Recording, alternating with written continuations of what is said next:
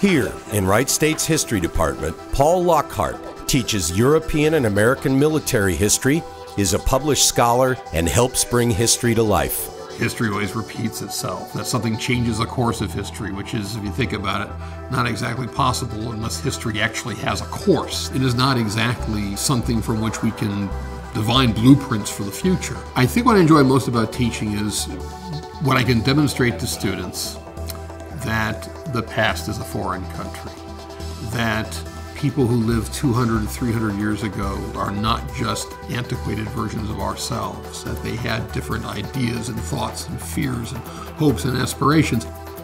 War in society means something bigger than just military history, bigger than just generals and battles. The notion is that war is perhaps the most important engine of change in human history. By looking at the impact of war on civilian society, the relationship between, we actually bring in virtually every aspect of history together. At first, I did Scandinavian history, and how war created the first modern, recognizably modern governments, the relationship between war and politics. The book that probably took me the longest to write, it was called Frederick II and the Protestant Cause. And it was about Denmark's role in religious disputes between Protestants and Catholics that rocked the continent, the European continent, in the last part of the 16th century.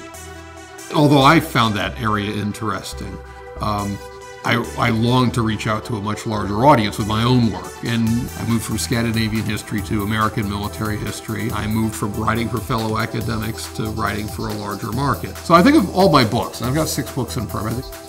I'm probably slightly more proud of my next to the last book, which was called Drill Master of Valley Forge, about the Baron von Steuben, a Prussian who comes to America during the Revolution and trains Americans how to fight like Europeans.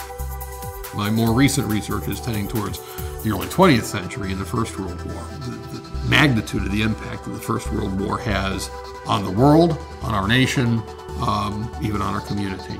And not just impact in the sense of lives lost and battles fought, but also the very real impact that it had on culture.